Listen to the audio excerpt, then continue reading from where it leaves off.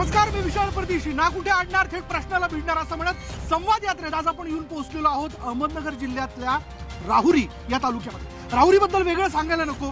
कृषी शिक्षणापासून इथल्या शेतकऱ्यांच्या वेगवेगळ्या प्रयोगापर्यंत राहुरीला ओळखलं जातं. अर्ध्या जिल्ह्याची तहान मिटवणारं मुळा धरण देखील इथे आहे, म्हणजे उशाची ते धरण. त्याचबरोबर शहरात जर आपण इथे फिरायला गेलो तर अनेक प्रश्न आहेत ज्याबद्दल नागरिकांना देखील आपले प्रश्न विचारायचे आहेत. पण आज थेट वेळ न दडवता मी सुरुवात करतोय ते इथल्या प्रकल्पग्रस्तांच्या प्रश्नांनी. दोन प्रकारचे प्रकल्पग्रस्त आपल्याकडे आलेले आहेत. एक, ज्यांच्या जमिनी 65 पूर्वी मुळा धरणामध्ये गेल्या ते प्रकल्पग्रस्त.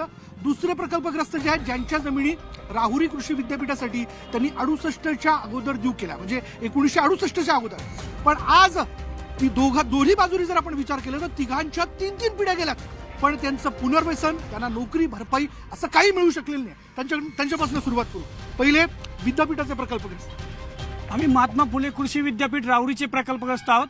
1968ला 8000 एकर म्हणजे 2800 हेक्टर जमिनीचे संपादन या सरकारने त्यावेळी तत्कालीन सरकारने करून या गोरगरीब शेतकऱ्यांच्या जमिनी या महाराष्ट्राच्या कृषीसाठी घेतल्या. त्यामधून या राज्यातल्या शेतकऱ्यांना या ठिकाणी संशोधन, शिक्षण आणि विस्तारासाठी याच्या जमिनी आमच्या घेतल्या. अद्यापपर्यंत आम्हाला सांगितलं होतं की एका कुटुंबातील प्रकल्पग्रस्ताकडून एकाला नोकरी या ठिकाणी दिली जाईल. अजून नाही मिळाली. अजूनपर्यंत नोकरी. तुमची तिसरी पिढी आहे. तिसरी पिढी. आम्ही नातू आहोत. किती लोक आहेत असे? 584 खातेदार. म्हणजे नोकरी तुमच्या आजोबांना मिळायला हवी होती, वडिलांना मिळायला हवी होती, वडिलांना पण मिळाली. तुम्हाला अजून मिळाली आज नाही. अद्याप नोकरी. तुमचं वय काय असेल? आज आमचं वय 36 आहे. वयातनं आम्ही आज नोकरीच्या वयातनं बाद होत चाललोय. पण आज जर चौथी पिढी पण बर्बाद होणार असेल तर आमच्या जमिनीला या ठिकाणी देऊन आज आम्हाला या ठिकाणी मोबदला भेटलेला नाही, आमचं पुनर्वसन झालेलं नाही. प्रकल्पग्रस्तांच्या विषयाला घेऊन राज्यातल्या या सगळ्या संबंधितांवरती अजून किती बोलायचं, यावरती कुठल्याही प्रकारचं सोल्युशन होत नाहीये. धरणग्रस्त.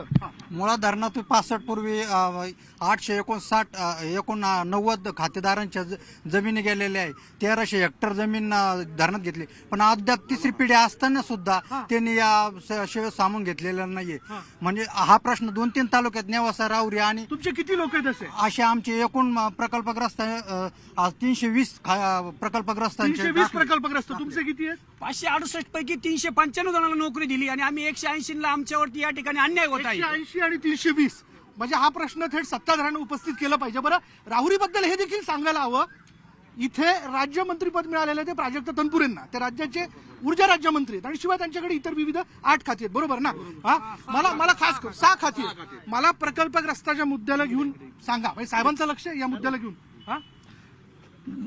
नामदार प्राजक्तदादा तनपुरे जो 2 वर्षापासून मंत्रीपद आल्यापासून 2 वर्षात जवळजवळ 6 वेळा कृषी विद्यापीठ आणि मुळा प्रकल्पग्रस्तांच्या 6 वेळा बैठका लावून, खरं 6 वेळा मंत्रालयात बैठका लावून आज तो प्रश्न निकाली काढण्याचं काम तनपुरे अंतिम टप्प्यात आणलेलं आहे. अंतिम टप्प्यात आणलेलं आहे. हो, त्यांना विचारून घ्या. अंतिम टप्प्यात तिसरी पिढी आहे.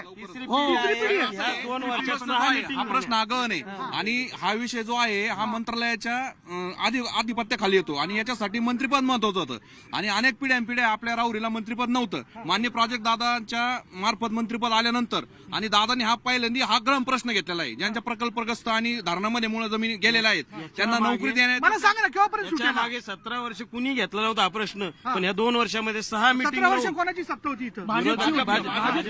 कुणी याचा विचार केला नाही. पण आता 2 वर्षामध्ये 6 मीटिंग झाल्या आणि तो अंतिम टप्प्यामध्ये हा असताना सुद्धा नामदार प्राजक्त तनपुरे साहेबांनी प्रश्न सुटण्याच्या मार्गावर मुद्दा संपवायचा.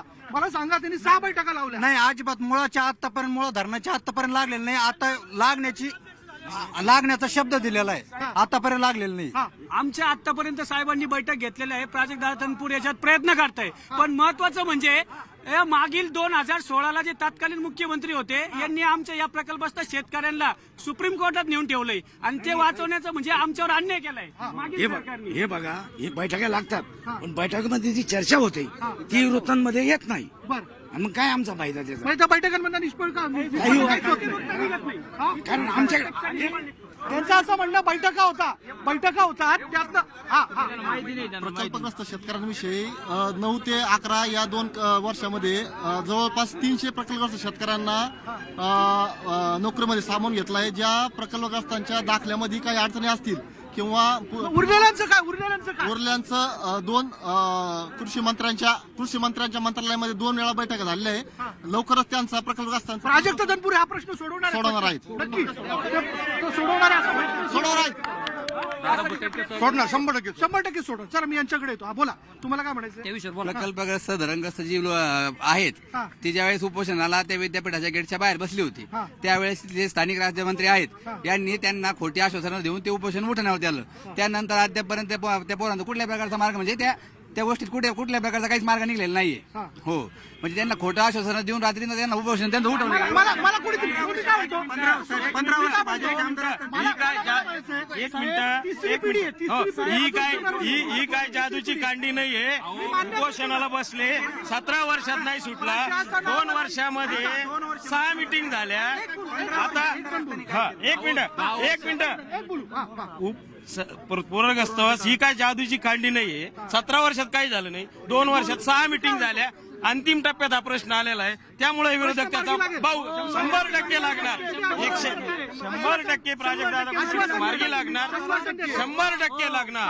हो जर त्यांचं पुनर्वसन पुढल्या 2-3 महिन्यात झालं, 100% प्रश्न मार्गी 3 महिन्यात नाही, अंतिम टप्प्यामध्ये हे काम केव्हा? बघा आता कोरोनाचा काळ संपलाय. याच्यामध्ये एक मला वर्ष सांगा ना, 6 महिने 5 महिने एक केव्हा? वर्षाच्या आसपास हे काम अंतिम टप्प्यात येईल. हो, शेवट कोरोनाच्या काळामुळे 2 वर्ष यंत्रणा बंद पडली. पण तरी लवकर नाही होऊ शकत. हे बघा, दादा मंत्री होऊन 2च वर्ष झाले. बरोबर 15 वर्ष आमदार होते ना. 15 वर्ष आमदार होते ना. हो, 3 वर्षात नक्की दादा 3 हो 100%. साहेब माझे लोकप्रतिनिधी हे 10 वर्ष होते. त्याच्या आधी सुद्धा भाजपचे आमदार होते. त्यांनी काहीच काम केलं नाही. हे मंत्री कोणीतरी एखादी जबाबदारी. आतापर्यंत प्रकल्पग्रस्ताच्या ज्या 3 पिढ्या गेलेल्या आहे, परंतु त्यांना जमिनी मिळाल्या, परंतु त्यांच्या आतापर्यंत ताबे मिळाले नाही. परंतु त्या संदर्भामध्ये आम्ही दादांशी नामदार प्राजक्त दादा यांच्याशी एक चर्चा करून काय म्हणले ते? त्यांनी आम्हाला 1 तारखेच्या आसपास मिटिंग लावण्याचं आम्हाला मंत्रालयामध्ये जलसंपदा मंत्री जयंत पाटील यांच्या ठिकाणी आम्हाला त्यांनी मिटिंग लावण्याचं आमचं आश्वासन त्यांनी आम्हाला दिलेलं आहे. मला पुढल्या मुद्द्याला जायचं. पुढल्या मुद्द्याला जायचं मला. 12वी धरणाचं पाणी जिथे तिथे मिळतं. शासन त्याला नोकऱ्या देतं. मग आमचं धरणाचं पाणी जिथे तिथे मिळतं तिथे आम्हाला शासन नोकऱ्या का देत नाही? आणि स्वतंत्र शासन निर्णय त्यांच्यासाठी काढला होता. कासपी धरणाचा आणि 12वी धरणाचा जो निर्णय झाला त्याच पद्धतीने आमच्या मुळा धरणाचा सुद्धा निर्णय एक विशेष बाब साहेब या ठिकाणी माननीय ठाकरे साहेब सरकार या ठिकाणी बाळासाहेब ठाकरेंचं म्हणणं होतं की स्वर्गवासी बाळासाहेब ठाकरे हिंदुस्थान सम्राट की स्थानिकांना प्राधान्य या ठिकाणी भेटलं पाहिजे. आमच्या जमिनी देऊन आम्हाला या ठाकरे सरकारने न्याय द्यावा आणि माननीय उपमुख्यमंत्री अजितदादांनी मागणी आहे. सरकार म्हणून हे तुम्ही ऐका, त्यांची तिसरी पिढी आहे. आता त्यांच्यात संयम उरलेला नाहीये. त्यांचा संयम संपला तर थेट मंत्रालयाचं गेट पुन्हा एकदा ते गाठू शकतात, हे लक्षात घ्या. चला पुढल्या मुद्द्याला मी हात घालतो. पुढला मुद्दा जो आहे प्लीज. नामदार साहेबांना ह्या शहरामधले स्थानिक प्रश्न सुटले नाही. त्यांनी आजपर्यंत केवळ फसवाफसवीचं राजकारण केलं आहे. तुमचा मुद्दा तर काय? ग्रामीण रुग्णालय राऊरी मधलं शहरामधलं हे गोरगरिबांचं केंद्रस्थान आहे. ते त्यांनी बंद पाडलं आणि त्याच्यासाठी त्यांनी उपोषणाचं स्टंट केला आणि त्या उपोषणाच्या स्टंटवर निवडून आले आणि आज तागायत त्याच्यावर नुसता फक्त बैठका चालू आहे. ग्रामीण रुग्णालय या इथं आहे शहरात, इकडे रस्त्याच्या कडेला आहे फक्त आणि बंद आहे. अक्षरशः पहा तुम्ही ग्रामीण रुग्णालय काय झालं? ग्रामीण रुग्णालय ग्रामीण रुग्णालयाचा प्रश्न न्यायप्रविष्ट आहे. तो अंतिम टप्प्यामध्ये त्याचा मार्ग निघण्याचा आहे. लोकांना उपचार मिळत नाहीत ना. 6 महिन्यामध्ये याच्यावर लोकांना उपचार यासाठी आपण नगरपालिकेची जागा देऊन ग्रामीण रुग्णालय चालू आहे. केव्हा होणार? 6 महिन्यामध्ये हा प्रश्न सुद्धा निकाली निघणार आहे. काही बोला. ग्रामीण रुग्णालयाची काय अवस्था, काय समस्या आहेत महिलांसाठी? ग्रामीण रुग्णालयाची अशी अवस्था आहे की त्या ठिकाणी महिला शौचालय सुद्धा नाहीये. तिथे कुत्रे झोपतात आणि ज्यावेळेस महिला प्रसूतीच्या वेळेस त्या ठिकाणी जाते तर उडाउडीचे सरकारी अधिकारी ना उडाउडीचे उत्तर देतात की त्यांची ड्युटी नाहीये, ड्युटी संपलेली आहे. ऐका, ताईंचे आरोप ऐका. ग्रामीण रुग्णालय 8 वर्षापासून बंद आहे. याचं प्रमुख कारण आहे का गेल्या मागच्या पंचवार्षिकला कर्डिले होते. त्याच्यानंतर प्राजक्त तनपुरे आता आमदार झाले, मंत्री झाले. त्यांनी 2017 मध्ये उपोषण केलं होतं का ग्रामीण रुग्णालय व्हावं. काय तुमचा? आमचा आरोप असा आहे की 8 वर्षापासून बंद आहे आणि आता हा नगर मनमाड हायवे इथं मोठे मोठे अपघात होतात. इथून पण जर पेशंट नेलं पेशंटला कुठे जावं लागतं? नगरला हलावं लागतं. नगरला जावं लागतं. साहेब महाराष्ट्रामध्ये थेट प्रश्न महाराष्ट्रामध्ये एकमेव असा राहुरी तालुका असन का हा दवाखान्यापासून ग्रामीण रुग्णालयापासून वंचित आहे.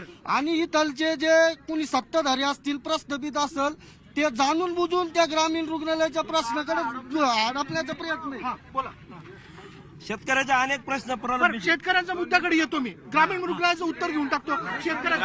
ग्रामीण रुग्णालय मी सांगू इच्छितो यांना, ग्रामीण रुग्णालयाची सगळी मंजुरी झालेली आहे. येत्या काही काळामध्ये तिथं प्रक्रिया झालेली आहे. आता काही प्रक्रिया 18 कोटीचं टेंडर निघणार आहे. हे आरोप काही करते. 10 वर्ष झाले कळलेले आमदार यांनी काहीच केलं नाहीये. 10 वर्ष झाले शिवाजीराव कळलेले आमदार होते. आता आम्ही 18 कोटीचं टेंडर 2 महिन्याची प्रक्रिया ग्रामीण रुग्णालय ऑलरेडी चालू आहे. ग्रामीण रुग्णालयाला राहुरी नगरपालिकेची इमारत ग्रामीण रुग्णालयाला राहुरी नगरपालिकेने दिलेली आहे. हो, दिलेली आहे आणि आज चालू आहे. आणि जो जुनी ग्रामीण रुग्णालयाची जी जागा आहे ना, पहिली जी इमारत होती ती सगळी तुटली फुटलेली होती. त्याकरता जो अभ्यासिका होता राहुरी नगरपालिकेचा तो आता सध्याला वापरायला दिलाय. आणि नामदार प्राजक्त दादांच्या मार्गदर्शनाखाली 2017 साली तिथं 18 कोटी रुपयाचा निधी आणलाय. यांच्या गलतान कारभारामुळे नगरपालिकेने ठराव घेऊन वरती पाठवला नसल्यामुळे 18 कोटी रुपयाचा निधी माग गेलाय. देवेंद्र फडणवीस सरकार काळात जेवढे निर्णय घेतले ते विकासाचे ग्रामीण राहुरीतले पाणी योजना बंद आहे. ते तर ग्रामीण नाही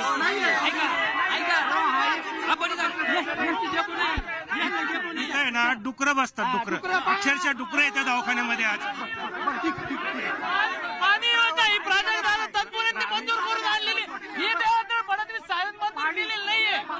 ही पाणी योजना तत्पुरे साहेबांनी मंजूर करून आणलेली. ग्रामीण रुग्णालयाचा प्रश्न केव्हापर्यंत सुटेल? लवकरात मागेल. काय करायचं? व्यवस्था केलेली आहे. प्रश्न सुटणार आहे म्हणून विरोधक त्याचा भाऊ करतायत. प्रश्न सुटायच्या मार्गावर येतो आता.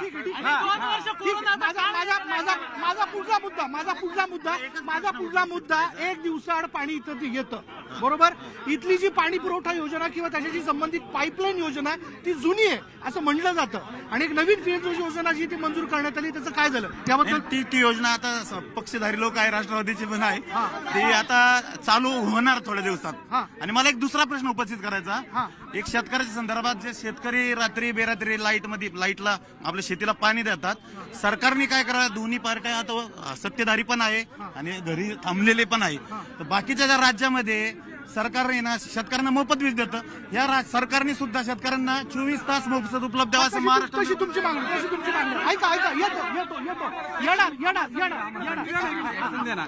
परिस्थिती अशी आहे की ग्रामीण रुग्णालय राहुरी तालुक्यामध्ये सापडून दाखव राज्यमंत्र्याच्या गावामध्ये तर बक्षीस देऊ आम्ही. बक्षीस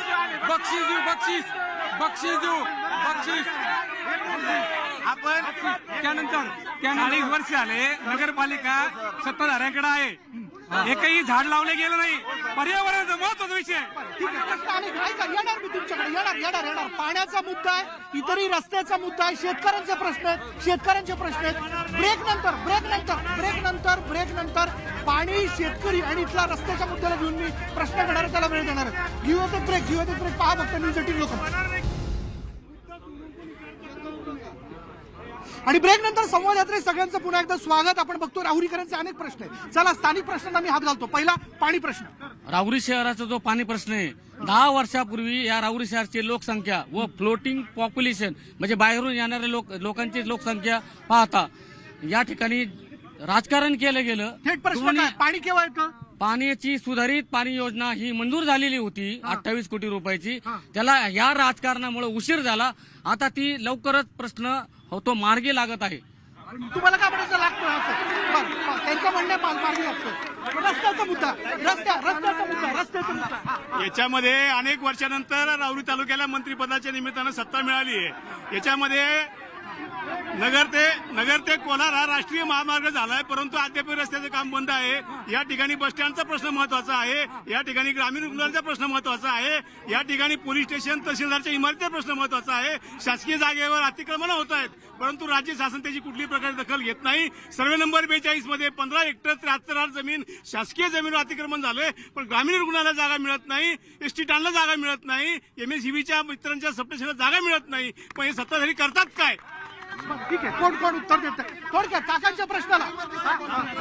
गेल्या 15 वर्षामध्ये राहुरी तालुक्यामध्ये भाजपचे आमदार होते, त्यांना कोणतेही काम करता आले नाही, पण आता अपेक्षा करतायत. पण आपल्या राज्याचे राज्यमंत्री प्राजक्ता तनपुरे गेल्या 2.5 वर्षामध्ये पासून ते आमदार आहेत आणि गेले 15 वर्षाचा बॅकलॉग ते त्या ठिकाणी लोड शेडिंग किती आहे? लोड शेडिंग नाहीच समाधानाची गोष्ट आहे.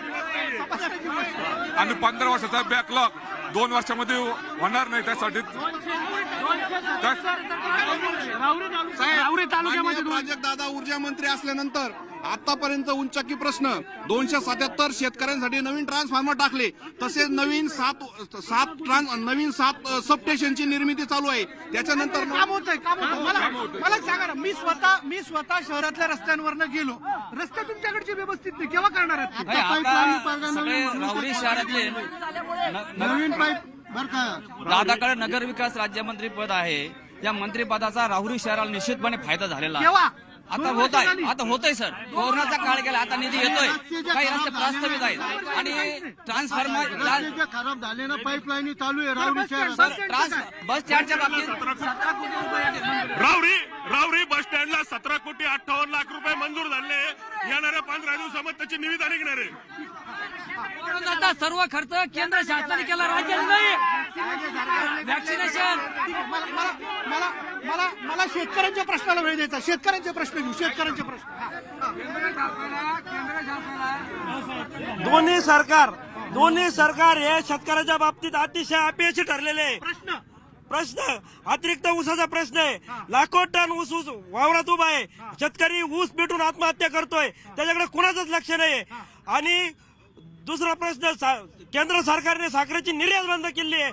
अतिरिक्त साखर असताना सुद्धा अशात साखर धंदा तोट्याचा धंदा असताना सुद्धा 10 वर्ष झाले तोच ऊसाला भाव आहे. महागाई 4 पटीनं वाढली तरी केंद्र आणि राज्य सरकार दोन्ही पण या शेतकऱ्याच्या बाबतीत अपयशी ठरलेले आहे. केंद्र शासनाने खताचे बाजार वाढून दिले, त्याचं काय? खतांचे भाव वाढवले. आज जे राज्यामध्ये आणि केंद्रामध्ये दोन्ही जे सरकार असतील ते लोकांना फक्त भोंग्यांच्या प्रश्नावरती आणि हनुमान चालिसाच्या वरती भांड्या लावत्या, पण मूळ प्रश्नावरती पेट्रोलचे भाव वाढले. साखर कारखाने कोणाचे? साखर कारखाने दोन्ही पक्षांचे, काँग्रेसचे पण आहे, राष्ट्रवादीचे पण आहे, भाजपचे पण आहे. किती ऊस शिल्लक आहे वावरात? ऊस साधारण नगर जिल्ह्याचा जर विचार केला तर 2 लाख टन ऊस उभा आहे. 2 लाख टन ऊस उभा आहे. खरं ज्यांचे करार झालेले आहेत, ज्यांनी करार केले, त्यांचा 1 टन सुद्धा शिल्लक नाही. असा आरोप खोटा आहे. राहुरी तालुक्यात संपूर्ण गाळ वाटप झालेले आरोप खोटा आहे. राहुरी तालुक्यात ऊसाचा 2 लाख टन ऊस उभा नाहीये. राहुरी तालुक्यातला जवळजवळ सर ऐका, प्रसाद शुगरनी जवळजवळ 6 लाख क्रशिंग केलं, त्याच्यातलं 5-5.5 लाख राहुरी तालुक्यातलंच आहे. जो ऊस शिल्लक आहे तो फक्त प्रवरा सहकारी साखर. बोला. मी साखर कामगार आहे. मी 2012 रिटायर झालो. 39 वर्ष 11 महिने सर्व्हिस करून मला आजपर्यंत 5 पैसे मिळाले नाहीयेत. 5 पैसे मिळाले नाहीत असे अनेक कामगार आहेत. काही मेलेत, आमच्या मुलाबाळांचं शिक्षण राहिले आणि आम्हाला पैसे पाहिजेत एवढंच. आणि ह्या राहुरी तालुक्यातल्या काही चांगल्या संस्था बंद पडल्या ह्या सहकारी लोकांनी. मला असं वाटतं राज्य सरकारने यांच्यासारखे अनेक कामगार इथे आहेत, याच्याकडे लक्ष घालावं आणि यांचा प्रश्न लवकरात लवकर सोडावा. पुन्हा एकदा मी ऊसाच्या मुद्द्याकडे येतो. कारखान्याची परिस्थिती अशी आहे, कशाचा? राहुरी साखर कारखान्याची परिस्थिती अशी 1400 रुपये टनाने लोक शेतकऱ्याला मारलेले. या लोकांनी अजिबात या लोकांना पैसे दिलेले नाही, कुठं बेफारबी नाही, काहीच नाही. मला एवढंच प्रशासनाला एवढी विनंती करायची, शेतकऱ्यांनी जो कांदा आता शेतीतून घरी आणून ठेवलाय, नाफेडनी लवकरात लवकर आहे ना, नाफेडनी कांदा खरेदी करायचं चालू करावा आणि नाफेडने शेतकऱ्यांचा कांदा खरेदी करावा आणि योग्य तो जास्त प्रमाणात गेल्या 6 महिन्यापासून सावळी विहीर ते अहमदनगर हा नॅशनल हायवेचं काम चालू आहे. 6 महिन्यापासून हा नॅशनल हायवे सगळा खोदलेला आहे, परंतु याच्यावरही एक लोकप्रतिनिधी बोलत नाही, खासदार बोलत नाही, आमदार बोलत नाही. आता कालच्या याला खासदार सुजय विखेने स्टेटमेंट दिले, हा टक्केवारीचा घोळ आहे. लोकप्रतिनिधी तुमचा आरोप आहे, तुमचा आरोप आहे. अरे शेतकऱ्यांच्या शेतकऱ्याचा मुद्दा शेतकरी इतक्या अडचणीत असताना यांनी हवाई अंतर टाकलेलं आहे. 2 कारखान्यामध्ये 25 किलोमीटरच्या मध्ये कोणी कारखाना टाकू शकत नाही. जर शेतकऱ्यांनी कारखाने टाकले तर हा प्रश्न उपस्थित होणार नाही. ही कशासाठी यांनी अटी लावलेले आहे? ही सूचना तुमच्या कारखाना कोणी बंद पडला, हे राहुरी तालुक्याचे 2 कारखाने उभे राहिले, त्याच्यामुळे ऊसाचा प्रश्न निर्माण झालेला आहे. आणि राहुरी तालुका कोणी बंद पडला, हे सुजलाम सुफलाम तालुका होता, कोणी बंद पाडला? तनपुरेनेच पाडला. राहुरी तालुका नाही हे चुकीचं आहे. राहुरी तालुक्यात तनपुरेंनी बंद नाही पाडलं, यांना माहिती नाही, चुकीची माहिती सांगताय. भाजपमध्ये गेले जे माग काँग्रेसमध्ये होते, जे भाजपमध्ये गेले त्यांनी सहकारी संस्था बंद पाडलेल्या आहेत. आताचा जो कारखाना होता भाजपच्या विखेंच्या ताब्यातला, पण त्याला तनपुरे साहेबाच्या प्रसाद शुगरच्या कारखान्याने ऊस पुरवला म्हणून तो कारखाना चालू आहे. प्रसाद शुगरकर तुळीवाले जादा झाले होते म्हणून ऊस तिने आम्हाला दिला. आणि ऐका, पैसे आधी भरून घेतले मग ऊस दिला. आणि केंद्राने 3100 रुपये साखर धोरण घेतलं म्हणून आता ज्या ऐका ना, आता ग्रामीण रुग्णालयाचा जो मुद्दा आहे ऐका ना, त्या मुद्द्या ऐका ना, तिथं एक झोपडपट्टी आहे सर, झोपडपट्टी. तिथं महाराष्ट्र केसरी राहतात गुलाब बर्डे म्हणून त्या. आणि आता सध्या विद्यमान नगरसेवक आहेत ते राष्ट्रवादीचे, त्यांची जर आज परिस्थिती बघितली तर अगदी त्यांना खाय प्यायला सुद्धा हे नाहीत, रोजगार हे नाहीत. म्हणजे प्रश्न ऐका ना, आणि ऐका ना, आमचा प्रश्न असा आहे की त्यांनी त्याच्यासाठी काय केलंय राष्ट्रवादीने. आणि दुसरी गोष्ट अशी, आदिवासी मंत्री आहेत ते, आणि एक आज आदिवासी जो महाराष्ट्र केसरी आहे तो झोपडपट्टीत राहतो, त्यासाठी काहीच केलं नसेल. ऐका सर, 2 मिनिट ऐका. महाराष्ट्र केसरी झोपडपट्टीत राहतो, त्याच्यासाठी काय केलं? नामदार साहेबांनी आदिवासी लोकांसाठी घरकुल योजना आणि महाराष्ट्र केसरी झोपडपट्टीत राहतो, त्याचे खाय प्यायचे हालत ते असं म्हणताय? असं नाही, झोपडपट्टीत राहत नाही, अजिबात नाही. त्यांनी त्यांना घर बांधलं होतं, पण त्यांनी ते घर विकून टाकलं, परत झोपडपट्टीत गेले. राज्यमंत्री प्राजक्तदादा तनपुरे आदिवासी राज्यमंत्री असून सुद्धा कॅबिनेट मंत्र्यांना लाजवेल असे कामं त्यांनी आमच्या भागात आदिवासी योजने संदर्भामध्ये आतापर्यंत आदिवासीचे जे लोन वगैरे होतं ते आतापर्यंत बंद होतात, परंतु हे सरकार आल्यामुळं माननीय प्राजक्तदादा तनपुरे यांच्या मार्गदर्शनाखाली या ठिकाणी खावटी कर्ज खुपणाचं वाटप मोठ्या प्रमाणात आता ठीक आहे. थोडक्यात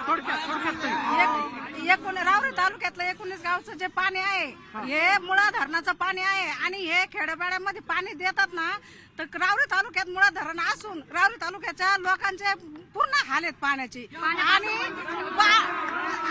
ते पण सांगते थांबा, राहुरी तालुक्याचं पाणी बाहेर नकोय. काय उत्तर आहे? नाही साहेब, हे साफ चुकीचं आहे. राहुरी शहर एकमेव असं आहे, राहुरी तालुका का ते शहराला जवळजवळ 2-2 तास पाणी येतं. राहुरी शहरात बाहेरून कुणी नोकरीला आलं तर ते पाण्यामुळेच येतं, पाण्यामुळेच इथं राहिलं येतं. हे चुकीचं आहे. नगरला जे आपलं भाव नाही ते राहुरीचे, त्याचं कारण एकमेव आहे का पाणी भरपूर आहे म्हणून. राहुरी तालुक्यामध्ये आतापर्यंत इतिहासामध्ये जलजीवन मिशन अंतर्गत माननीय प्राजक्तदादांनी 269 कोटी गावगाव हा योजना पूर्ण केल्या. महत्वाचा मुद्दा आहे. घरकुल योजना केंद्र सरकारने लागू केली, पण केंद्र सरकारचा एक सुद्धा हप्ता न आल्यामुळे घरकुल योजना बंद पडून राहिली. तरी माझी विनंती आहे, केंद्र सरकारने लवकरात लवकर शेवटचा हप्ता द्यावा, नागरिकांना दिला. माझ्याकडचा वेळ संपला, माझ्याकडचा वेळ संपला. पण जाता ऐका, वेळ संपला. जाता शेतकऱ्यांच्या वतीने अर्ज थोडक्यात 2022 ला शेतकऱ्याचं उत्पन्न दुप्पट करू म्हणले. शेतकऱ्याचं उत्पन्न दुप्पट झालंच नाही, पण शेतकऱ्याचं जे उत्पन्न होत आहे त्याच्यात सुद्धा इतकी घट झाली, शेतकरी आत्महत्या करतोय. याला केंद्र सरकार जबाबदार आहे. ठीक आहे. शेतकऱ्यांपासून गृहिणीपासून सामान्य माणसांपर्यंत वेगवेगळे प्रश्न आहेत. हे प्रश्न सगळीकडे समान दिसतात आणि राहुरीमधला देखील तोच सोर उमटताना दिसतो. त्यामुळे मला असं वाटतं हेच प्रश्न आम्ही संवाद यात्रेच्या माध्यमातून मांडण्याचा प्रयत्न करतोय आणि ते सोडवावे हाच आमचा राज्यापासून केंद्रापर्यंत सगळ्यांना आग्रह. यानंतर इथे समजत भेटूया पुढल्या भागात.